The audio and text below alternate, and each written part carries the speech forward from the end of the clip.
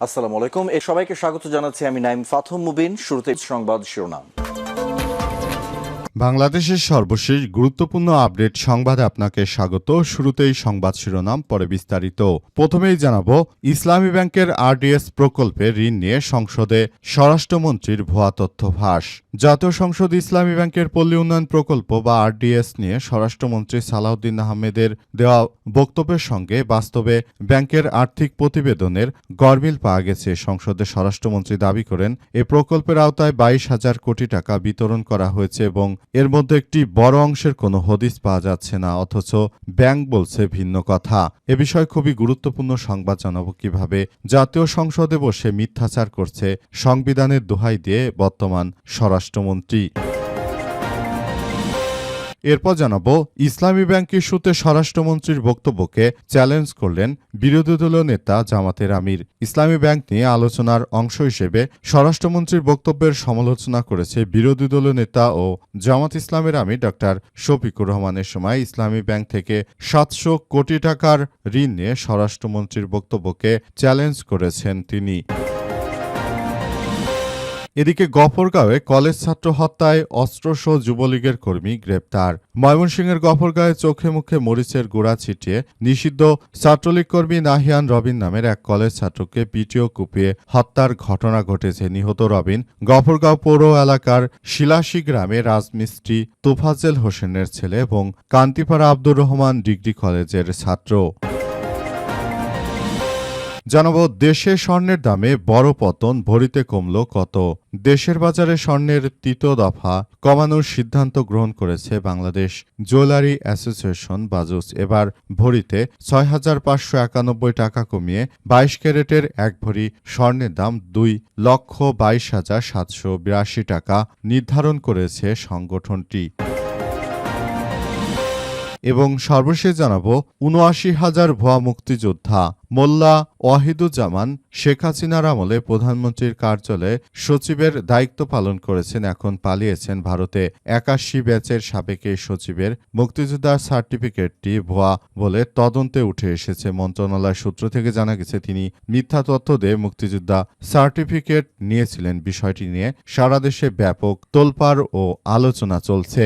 মোল্লা ওয়াহিদুজ্জামান একবার নয়, বারবার আলোচনায় এসেছেন নানা বিতর্কিত কর্মকাণ্ডে। 1985 সালে চাঁপাইনবাবগঞ্জে ম্যাজিস্ট্রেটের দায়িত্ব পালনকালে নিরীহ জনতার উপর গুলি চালানোর হুকুম দিয়ে দেশব্যাপী আলোচনায় এসেছিলেন। প্রিয় দর্শক, বর্তমানে স্বাধীনতার পর ৭৮,095টি মুক্তিযোদ্ধাকে প্রাথমিকভাবে তালিকাভুক্ত করা হয়। বর্তমানে ভুয়াসহ মোট মুক্তিযোদ্ধা রয়েছে 1,98,037 জন। ভুয়া মুক্তিযোদ্ধাদের বিষয়ে তদন্ত শেষ হয়নি। জমকা প্রতিষ্ঠানের পর 6,476 ভুয়া মুক্তিযোদ্ধার সনদ বাতিল। স্বাধীনতার পর 8 বার তালিকা প্রণয়ন করা হয়। আওয়ামী লীগের আমলে বেড়েছে মুক্তিযোদ্ধার সংখ্যা। এতক্ষণ শুনছিলেন সংবাদ শিরোনাম, এবারে বিস্তারিত। তবে তার আগে বন্ধুরা, অনুরোধ থাকবে এই সংবাদটিতে একটি লাইক দিন। এই চ্যানেলে আপনি নতুন হয়ে থাকলে আমাদের সংবাদটি দেখতে দেখতে চ্যানেলটি সাবস্ক্রাইব করে রাখুন। কমেন্ট করে বন্ধুরা আপনার মূল্যবান মতামত জানিয়ে দিন আপনি বিশ্বের কোন দেশ থেকে বা বাংলাদেশের কোন স্থান থেকে আমাদের সংবাদটি দেখছেন এবং শুনছেন। আর বন্ধুরা, আজকের সংবাদ সম্পর্কে আপনার মূল্যবান মতামত কমেন্ট বক্সে কমেন্ট করে জানিয়ে দিন আপনি বিশ্বের কোন দেশ থেকে বা বাংলাদেশের কোন স্থান থেকে আমাদের সঙ্গে কানেক্টেড রয়েছেন। আর গাজা যুদ্ধে আপনি যদি নিরীহ ফিলিস্তিনিদের ভালোবেসে থাকেন, আমাদের এই সংবাদটি দেখতে দেখতে কমেন্ট বক্সে সেটি জানিয়ে দিতে পারেন বন্ধুরা। এবারে বিস্তারিত। ইসলামী ব্যাংকের আরডিএস প্রকল্পে ঋণ নিয়ে সংসদে স্বরাষ্ট্রমন্ত্রীর ভুয়া তথ্য। জাতীয় সংসদে ইসলামী ব্যাংকের পল্লী উন্নয়ন প্রকল্প বা আরডিএস নিয়ে স্বরাষ্ট্রমন্ত্রী সালাউদ্দিন আহমেদের দেওয়া তথ্যের সঙ্গে ব্যাংকের আর্থিক প্রতিবেদনের গরমিল পাওয়া গেছে। সংসদে স্বরাষ্ট্রমন্ত্রী দাবি করেন, এই প্রকল্পের আওতায় 22,000 কোটি টাকা বিতরণ করা হয়েছে।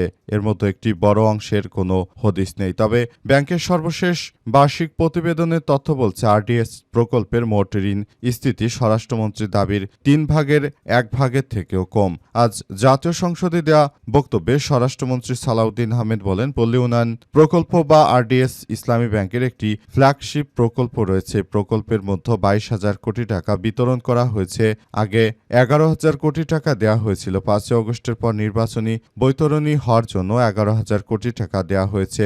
সেসব টাকার কোনো হদিস নেই। তবে ইসলামী ব্যাংকের 2025-এর বার্ষিক প্রতিবেদন পর্যালোচনা করলে দেখা যায় যে স্বরাষ্ট্রমন্ত্রীর এই বক্তব্য সম্পূর্ণ মিথ্যা এবং ভিত্তিহীন। তবে ইসলামী ব্যাংক 2025 সালের বার্ষিক প্রতিবেদন পর্যালোচনা করে দেখা যায় যে এই দাবির সঙ্গে বাস্তব চিত্রের কোনো মিল নেই। বাস্তবতা সম্পূর্ণ ভিন্ন। আর সালাউদ্দিন যেটা বলেছে সেটা সম্পূর্ণ মিথ্যাচার। তিনি মিথ্যাচার করে মূলত জামাত ইসলামকে দাবিয়ে রেখে তারপর এই ব্যাংকের সঙ্গে যেহেতু জামাতের সম্পৃক্ততা রয়েছে, সুতরাং জামাত ইসলামকে তারা একবারে খারাপভাবে উপস্থাপন করতে চাইছে। কিন্তু তাদের এই ধরনের সন্ত্রাসী কার্যক্রম হয়তো বাংলাদেশ জামাত ইসলাম বিষয়টি ভালোভাবে নেয়নি। অর্থাৎ তাদের কথা হচ্ছে যে এই ব্যাংক থেকে জামাতের নেতাকর্মীরা অনেকেই সেখানে অ্যাকাউন্ট করে রাখে, তারপর এখান থেকে লেনদেন করে। সুতরাং ইসলামী ব্যাংকে যদি তারা নিয়ন্ত্রণ নিতে পারে তাহলে হয়তো এই ব্যাংকের সঙ্গে যেহেতু জামাত শিবিরের নেতাকর্মীরা জড়িত,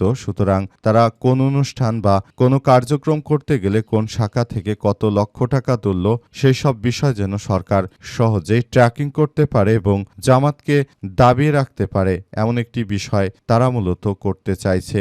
সুতরাং এই বিষয়গুলো থেকেই মূলত ইসলামী ব্যাংকের তারা দখল নিতে চাইছে। এ অবস্থায় তারা পুরোপুরি হয়তো ব্যর্থ হতে চলেছে। কারণ জামাত ইসলামের সঙ্গে সম্পৃক্ত থাকলেও ইসলামী ব্যাংকে অধিকাংশ গ্রাহকই কিন্তু সাধারণ মানুষ, তারা কোনো দলের রাজনীতির সঙ্গে যুক্ত নয়।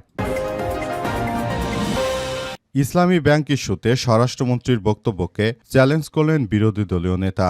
ইসলামী ব্যাংক নিয়ে আলোচনায় অংশ নিয়ে স্বরাষ্ট্রমন্ত্রীর বক্তব্যের সমালোচনা করেছেন বিরোধী দলীয় নেতা ও জামাত ইসলামের আমির ডাক্তার শফিকুর রহমানের। সময় ইসলামী ব্যাংক থেকে 700 কোটি টাকা ঋণ নিয়ে স্বরাষ্ট্রমন্ত্রীর বক্তব্যকে চ্যালেঞ্জ করেছেন তিনি। স্বরাষ্ট্রমন্ত্রী বক্তব্যকালে তিনি মিথ্যাচার করে জানিয়েছেন যে বাংলাদেশে নাকি জামাত ইসলাম ব্যাংক থেকে 700 কোটি টাকা নিয়ে তারা নির্বাচনের সময় ব্যয় করেছে, অর্থাৎ ইসলামী ব্যাংক থেকে সেই টাকাগুলো ব্যয় করেছে। কিন্তু স্বরাষ্ট্রমন্ত্রীর এই ধরনের বক্তব্যকে সম্পূর্ণ মিথ্যাচার ও ভিত্তিহীন হিসেবে উল্লেখ করেছে বাংলাদেশ জামাত ইসলাম। জামাত ইসলামের পক্ষ থেকে বলা হয়েছে যে স্বরাষ্ট্রমন্ত্রী যে মিথ্যাচার করেছেন সেই মিথ্যাচারে তিনি যদি সত্যতার প্রমাণ দিতে পারেন তাহলে জামাত ইসলাম তাকে স্পেশালভাবে একটি মেডেল দেবে বলে জামাতের আমির নিশ্চিত করেছেন। তবে স্বরাষ্ট্রমন্ত্রীর এই ধরনের মিথ্যাচারের জবাব দেওয়ার পাশাপাশি তিনি আরও জানিয়েছেন যে বিএনপি সব সময় ধরনের মিথ্যাচার করে তারা তর্ক করে তারপর জামাতের বিরুদ্ধে এটা ওটা করার যতই অপচেষ্টা করুক না কেন দেশের জনগণ জানে এদেশে কারা মানুষের উপর অত্যাচার করছে, কারা রাহাজানি, ছিনতাই, চাঁদাবাজি ও সন্ত্রাসীর সঙ্গে যুক্ত রয়েছে। এই বিষয়গুলো আমরা সবাই দেখতে পাচ্ছি। তাই আমরা স্বরাষ্ট্রমন্ত্রীকে সরাসরি বলে দিতে চাই তিনি যেভাবে মিথ্যাচার করছে এটা বাংলাদেশের জনগণ মেনে নেবে না। তার মিথ্যাচারকে অবশ্যই পরিহার করতে হবে বলে উল্লেখ করেছে বাংলাদেশ জামাত ইসলাম। গফরগাঁও কলেজ ছাত্র হত্যায় অস্ত্রসহ যুবলীগের কর্মী গ্রেপ্তার। ময়মনসিংহের গফরগাঁওয়ে চোখে মুখে মরিচের গুঁড়ো ছিটিয়ে নিষিদ্ধ ঘোষিত ছাত্রলীগের কর্মী নাহিয়ান রবিন নামের এক কলেজ ছাত্রকে পিটিয়ে কুপিয়ে হত্যার ঘটনা ঘটেছে। নিহত রবিন গফরগাঁও পৌর এলাকার শিলাসী গ্রামে রাজমিস্ত্রি তোফাজেল হোসেনের ছেলে এবং কান্তিপাড়া আব্দুর রহমান ডিগ্রি কলেজের ছাত্র বলে জানা গেছে।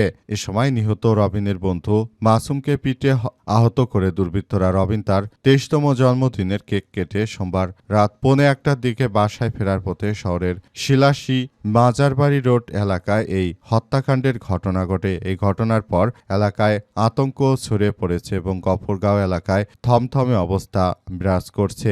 এরপরই পুলিশের সদস্যরা অভিযানে নামলে সেখান থেকে মূল যে দুষ্কৃতকারী রয়েছে তাকে আটক করতে সমর্থ হয়েছে পুলিশের সদস্যরা জানিয়েছে যে মূল যে কালপিট সে হচ্ছে ছাত্রলীগের আরেক কর্মী, আওয়ামী লীগের রাজনীতির সঙ্গে সম্পৃক্ত। তিনি মূলত এই হত্যাকাণ্ডের ঘটনা ঘটিয়েছে, আর নিহত ওই ব্যক্তিও ছাত্রলীগের রাজনীতির সঙ্গে জড়িত ছিল। তাহলে ধারণা করা হচ্ছে যে প্রকৃত বিষয়গুলো আসলে কি হতে চলেছে এবং এখান থেকে মূলত সবাই কি শিক্ষা নিচ্ছে সেটি দেখার বিষয়। এরপর আসলে বিষয়গুলো নিয়ে অন্যদিকে চলে যাচ্ছে। যতই বিষয়গুলো ধামাচাপা দেওয়ার চেষ্টা করুক, পুলিশের সদস্যরা বিষয়গুলো তদন্ত করে বের করে ফেলেছে। কিন্তু অনেকে আবার বলাবলি করছে যে এই ঘটনা হয়তো বিএনপির নেতাকর্মীরাই করেছে। তারা মূলত এখন নিজেদের গা বাঁচানোর জন্য হয়তো তারা এই ধরনের কার্যক্রম আওয়ামী লীগের উপর চাপিয়ে দেওয়ার চেষ্টা করছে। সেটিও হতে পারে, তবে সে বিষয় সম্পর্কে এখনো কোনো তথ্য জানা যাচ্ছে না। আর সারা দেশেতে এমনই হয়, যখন যে সরকার ক্ষমতা আসে তাদের দল হাজারো অপরাধ করলে তারা মূলত জনগণের সামনে তারা একরকম নিরপরাধ হিসেবে উপস্থাপন করা হয়। দেশের বাজারে স্বর্ণের দামে পতন। দেশের বাজারে স্বর্ণের দাম তৃতীয় দফায় কমানোর সিদ্ধান্ত নিয়েছে বাংলাদেশ জুয়েলারি অ্যাসোসিয়েশন বাজুস। এবার ভরিতে ৬,৫৯১ টাকা কমিয়ে ২২ ক্যারেটের এক ভরি স্বর্ণের দাম ২,২২,০০০ টাকা নির্ধারণ করা হয়েছে। আজ বিজ্ঞপ্তিতে এই তথ্য জানায় বাজুস। স্থানীয় বাজারে তেজাবি স্বর্ণের বা পিওর গোল্ডের মূল্য কমেছে, ফলে সার্বিক পরিস্থিতি বিবেচনায় নতুন দাম নির্ধারণ করা হয়েছে। নতুন দাম অনুযায়ী দেশের বাজারে প্রতি ভরি ১১.৬৬৪ গ্রাম বা ২২ ক্যারেট স্বর্ণের দাম এবার ২,২২,০০০ টাকা নির্ধারণ করা হয়েছে। ২১ ক্যারেটের স্বর্ণের দাম ২,১২,০০০ টাকা এবং ১৮ ক্যারেটের স্বর্ণের দাম ১,৮২,২৫০ টাকা। সনাতন পদ্ধতির স্বর্ণের দাম ১,৪৮,৪২৪ টাকা নির্ধারণ করা হয়েছে। এর আগে সর্বশেষ ৬ জুন সকালে দেশের বাজারে স্বর্ণের দাম সমন্বয় করেছিল বাজুস। সে সময় ভরিতে ৫,৪৮২ টাকা কমিয়ে ২২ ক্যারেটের দাম করা হয়েছিল ২,২৯,০০০ টাকা। নতুন করে আবার বিশ্ববাজারে স্বর্ণের দামের ব্যাপক দরপতন হচ্ছে। এর ফলে বাংলাদেশও দফায় দফায় স্বর্ণের দাম কমানো হচ্ছে। মূলত বিশ্ববাজারে হঠাৎ করে যুদ্ধবিরতি সহ নানাবিধ কার্যক্রমের কারণে হয়তো এই স্বর্ণের দাম কমতে শুরু করেছে। আবার হতে পারে যে চীন আগের মতো বিশ্ববাজার থেকে স্বর্ণ তারা নিজেদের ভল্টে সংরক্ষণ করছে না, এটাও হতে পারে। তবে শেষ পর্যন্ত আদতে কি হতে চলেছে সেটি এখন পর্যন্ত স্পষ্ট নয়। পাশাপাশি ভারতের সরকার স্বর্ণের ভ্যাট ট্যাক্স কমিয়েছে। বাংলাদেশেও যদি সোনার ভ্যাট ট্যাক্স কমানো যেত হয়তো তাহলে বাংলাদেশে স্বর্ণের দাম আরও কমে যেতে পারত, এমন তথ্যই জানা যাচ্ছে।